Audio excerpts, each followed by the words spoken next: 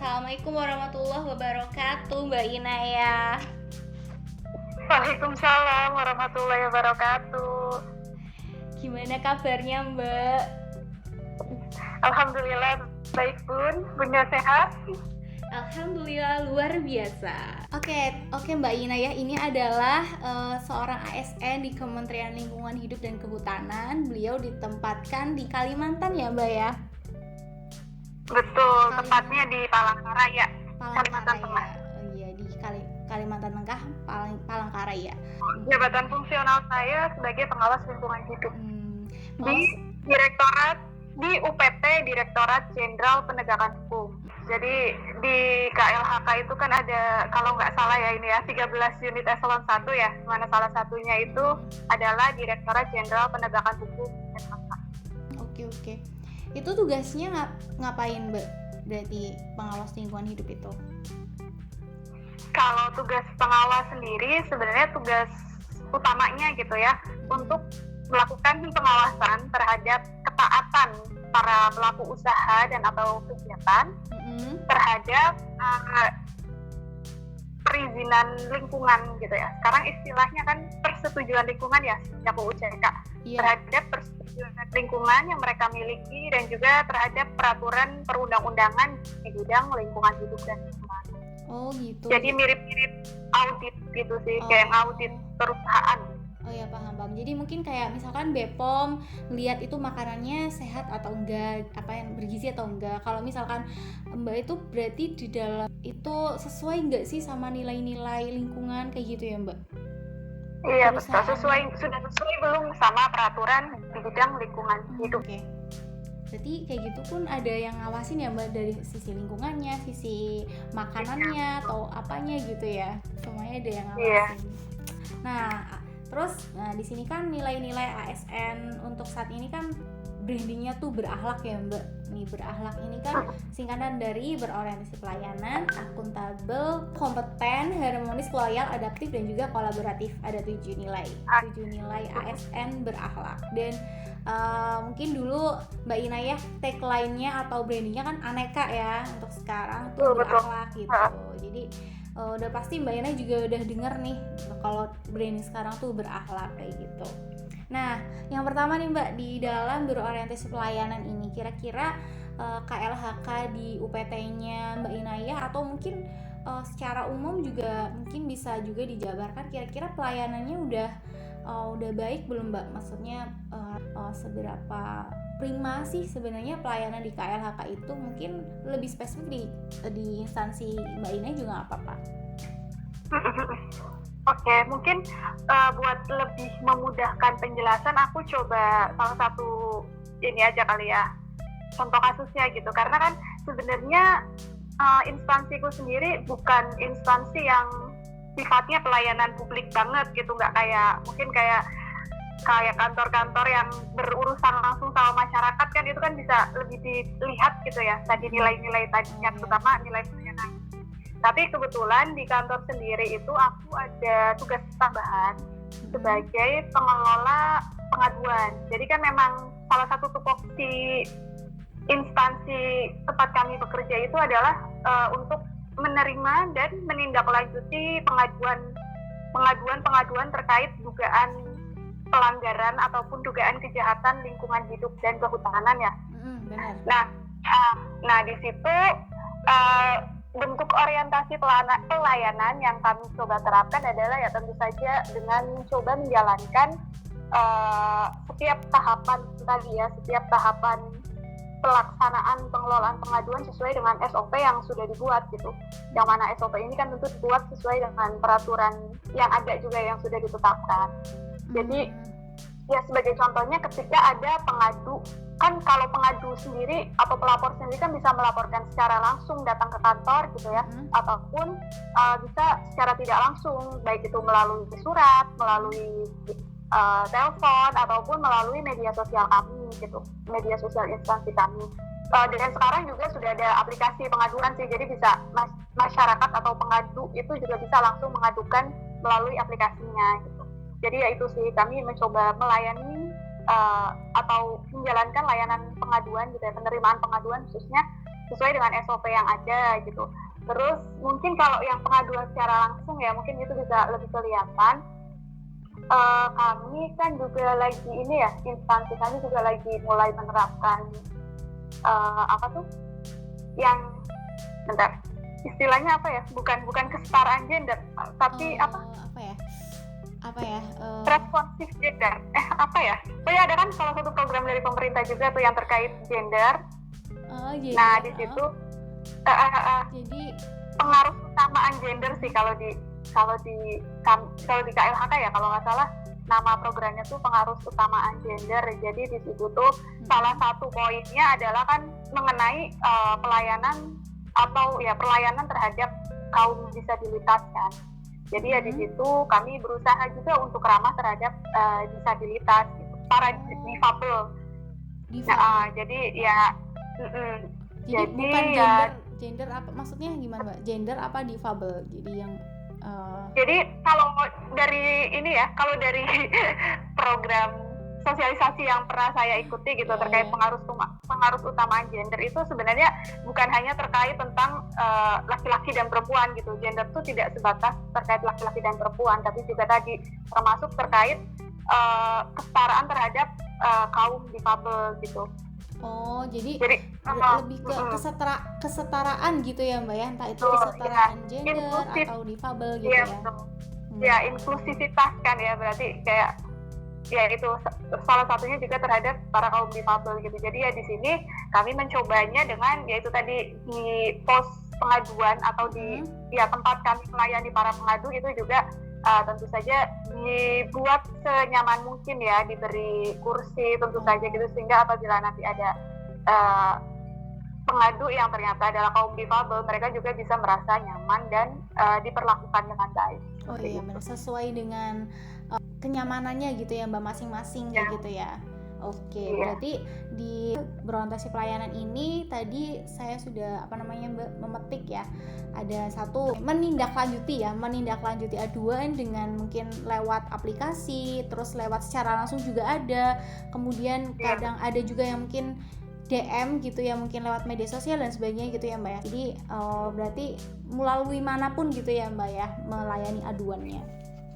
Iya, jadi kayak kami berusaha responsif lah terhadap aduan-aduan yang masuk seperti itu. Oke. Mantap. Terus yang kedua nih Mbak, terkait dengan nilai akuntabel ya. Nilai akuntabel itu kira-kira gimana Mbak di KLHK itu sudah mungkin seberapa akuntabel sih sebenarnya?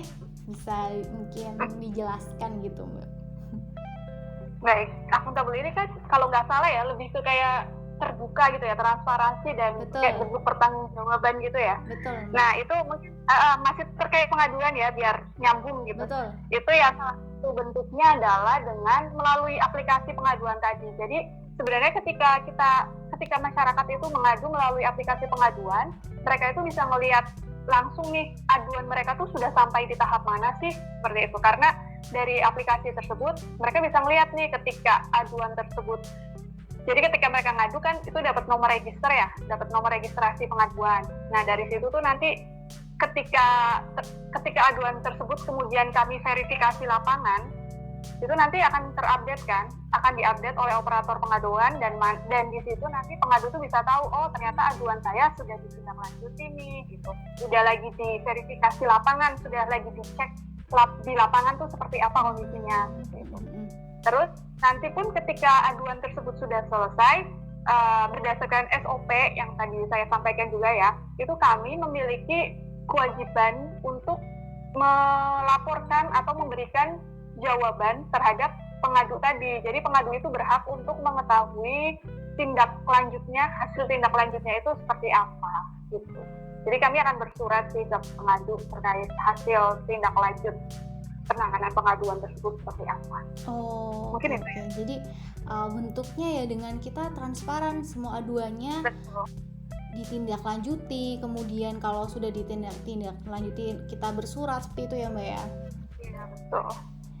Nah terus yang ketiga nih Mbak, jadi tadi sudah ke nilai akuntabel ya, terus nilai kompeten. Nah, di nilai kompeten ini saya yakin di KLHK itu semuanya berkompeten. Cuman mungkin saya ingin tahu gitu Mbak, biar mungkin kami dari instansi BNN mungkin bisa mencontoh gitu ya, bisa mengadopsi nilai-nilai yang barangkali lebih baik daripada BNN itu sendiri. Kira-kira bagaimana pendapat Mbak Inayah selama bekerja di KLHK? Terkait kompetensi ya. Ya sebenarnya kalau itu juga tergantung individunya ya. Ada kan ada ya, tetap saja masih ada juga sih beberapa pegawai gitu ya yang mungkin belum memahami mengenai bagaimana sebenarnya tata kelola atau tata cara penanganan pengaduan itu seperti apa gitu.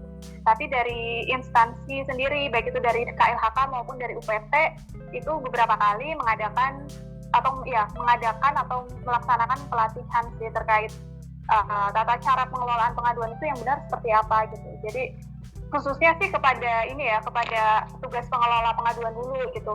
Jadi kami memang yang ditunjuk, yang di SK-kan sebagai petugas pengelola pengaduan itu beberapa kali mendapatkan pelatihan atau sosialisasi dari KLHK, dari pusat gitu. Dulu sebelum pandemi sih pasti ini ya offline ya. Tapi sekarang karena pandemi ya lebih banyak online-nya gitu, kayak beberapa, dan setiap hampir ya setahun mungkin ya beberapa bulan sekali itu pasti ada evaluasi gitu, ada yang namanya expose kalau di kami sebutannya. Jadi setiap penanganan pengaduan itu nanti akan dipresentasikan gitu ya ke pusat, ke Jakarta, ke KLHK yang di Jakarta, supaya nanti kami juga tahu nih penanganannya sudah benar belum sih gitu. Jadi ada evaluasi lah setiap beberapa bulan sekali, itu pasti ada evaluasi atau pemantauan dari pusat terkait bagaimana kami menjalankan proses penanganan pengaduan selama ini. Gitu sih paling. Oke.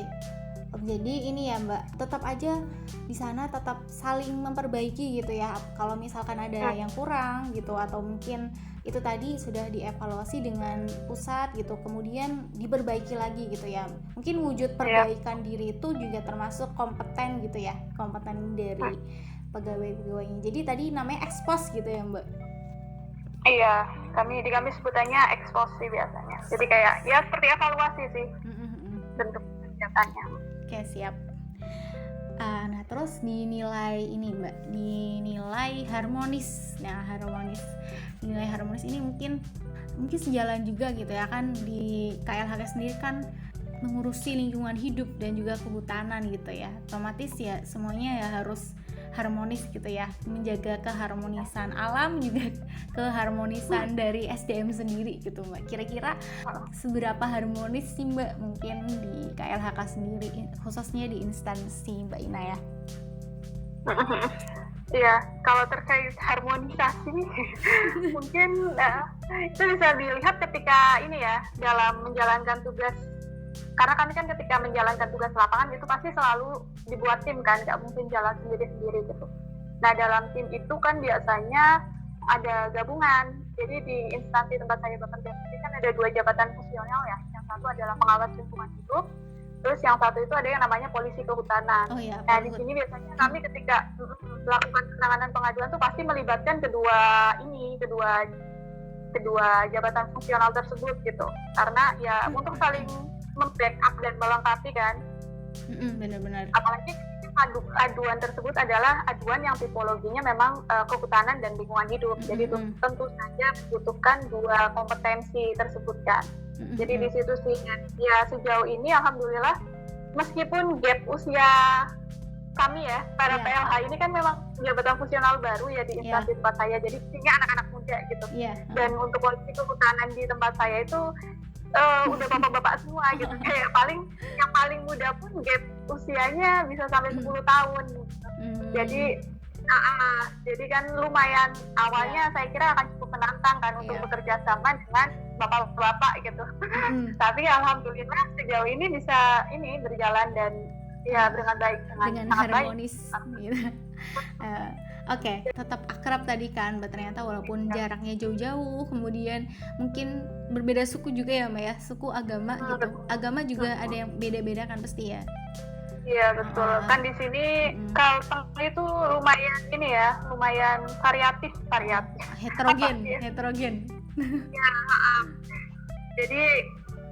jadi ya banyak juga yang di kantor tuh ya ada yang tentu ada yang Muslim, ada yang Kristen, ada yang nggak ada gitu. Karena kan memang di Kalimantan Tengah sendiri dulu masih banyak kan yang beragama Hindu Kaharingan gitu. Oh iya, oke. Jadi ya memang kalau di Kalimantan kan cukup heterogen ya Mbak ya, mungkin dibandingkan di Jawa yang cukup homogen gitu ya Mbak ya. Cocok. Oke. Mungkin lanjut ya Mbak ya, bisa lanjut ke nilai selanjutnya. Jadi tadi sudah ke harmonis, selanjutnya di nilai loyal nih Mbak, loyalitas. Kira-kira mungkin loyal itu kan bagaimana kita tuh loyal terhadap negeri kita gitu, terhadap instansi, terhadap undang-undang dasar kayak gitu. Ya terus tadi yang kayak menjaga rahasia jabatan dan negara gitu. Kira-kira gimana Mbak, bisa mungkin kayak gimana sih loyalitasnya di KLHK? Iya. Kalau saya pribadi gitu ya, mungkin ini lebih terlihatnya ya ketika kami turun ke lapangan gitu ya. Ketika tadi memverifikasi setiap aduan gitu, kan pasti di situ ada tantangan ya. Ada banyak godaan gitu terutama dari si terlapornya kan. Ketika mereka benar melakukan kesalahan, kan pasti mereka mungkin akan berupaya untuk apa istilahnya kayak mencoba menutupi gitu atau itu kan ya mungkin dengan memberikan fasilitas seperti itu kan. Nah itu kan yang tidak boleh kan kami terima gitu sebagai ASN. Ada yang mungkin mau menyuap gitu ya Mbak istilahnya ya. Iya, istilah kasarnya gitu lah. Kami berusaha untuk tetap menjaga integritas dan profesionalitas gitu, karena memang dari Pak Dirjen sendiri itu beliau punya 4 nilai-nilai Gakum sis. Jadi kalau boleh cerita, 4 nilai Gakum itu yang pertama adalah integritas, yang kedua profesional, 3 responsif ya kalau saya tidak keliru. Yang keempat itu adalah inovatif. Jadi itu sih. Jadi kan dari 4 nilai itu mungkin 2 nilai tadi ya khususnya terkait integritas dan profesional adalah salah satu bentuk atau cerminan dari itu tadi loyalitas para petugas di Direktorat Jenderal Gakum gitu. Sip. Lanjut ya Mbak, berarti dinilai adaptif Mbak. Adaptif ini kan berarti kayak semacam perkembangan zaman sekarang kan udah makin pesat gitu ya Mbak, teknologi makin maju gitu kan. Terus media sosial bertambah terus gitu ya, yang awalnya mungkin cuma Facebook, Twitter, sekarang udah ada Instagram, udah ada TikTok, terus apalagi ya banyak banget gitu kan sekarang macam-macam medianya. Terus itu dari pesatnya kemajuan teknologi, tapi juga sekarang kita lagi pandemi COVID gitu, itu kan juga banyak perubahan-perubahan yang terjadi gitu Mbak ya. Kira-kira gimana sih KLHK dalam menangani perubahan-perubahan itu Mbak? Iya, tadi mungkin kalau terkait tadi ya adaptasi terhadap perkembangan zaman dan kemajuan teknologi ya tadi salah satunya adalah dalam hal penanganan pengaduan atau khususnya penerimaan pengaduan. Kami juga membuka kanal-kanal melalui media sosial yaitu Instagram gitu. Jadi para pengadu tuh bisa, apalagi kayak anak muda gitu kan biasanya lebih aware tuh ketika melalui medsos gitu. Kan mungkin ribet kalau misalnya harus bersurat atau segala macam, makanya kami buka juga, menerima juga pengaduan melalui media sosial gitu. Tapi biasanya pasti akan kami arahkan lagi juga sih kalau memang mereka bisa mengadukan secara langsung melalui aplikasi, ya diarahkan untuk langsung registrasi aja melalui aplikasi pengaduan gitu. Tapi kalau mereka tidak bisa ya nanti kami yang meregistrasikan gitu. Yang penting ya tadi mereka mengadu tuh dengan jelas sesuai dengan SOP kami gitu. Tapi sejauh ini aplikasinya benar-benar ini ya Mbak, jalan gitu, artinya banyak yang mengadu lewat aplikasi itu gitu Mbak? Iya, cukup berjalan lancar ya. Mungkin masyarakat ada beberapa pengadu juga yang kadang mereka ya memfollow up melalui aplikasi itu, jadi mereka kan bisa nanti masuknya ke email operatornya sih. Jadi ketika kami mengupdate misalnya ya, terus mereka tuh kayak bisa langsung ngebales gitu loh sih, kayak misalnya ya mereka bisa ngebales itu dan nanti akan masuk ke operator gitu. Oke, yang terakhir kolaboratif Mbak. Nah, di kolaboratif ini tuh kan tadi mungkin udah nyambung juga ya, yang kayak pas menangani aduan hanya instansi Mbak Ina ya berkolaborasi atau bekerja sama dengan instansi lain kayak gitu. Kira-kira seberapa kolaboratifnya? Iya, itu sih yang paling kelihatan sih ya, memang itu kita pasti dalam melakukan penanganan pengaduan akan selalu melibatkan pemerintah daerah gitu ya, karena kan dalam hal ini adalah khususnya dinas lingkungan hidup, baik itu dinas lingkungan hidup provinsi maupun kabupaten kota gitu. Karena kan ketika ada aduan nih, misalnya ada aduan di kabupaten X, tentu kan Pemda atau dalam hal ini adalah DLH Kabupaten X tersebut kan yang lebih dekat dengan lokasi gitu. Dan benar-benar. mungkin mereka juga sudah mendapatkan aduan tersebut atau bahkan mungkin sudah pernah menindaklanjuti aduan tersebut.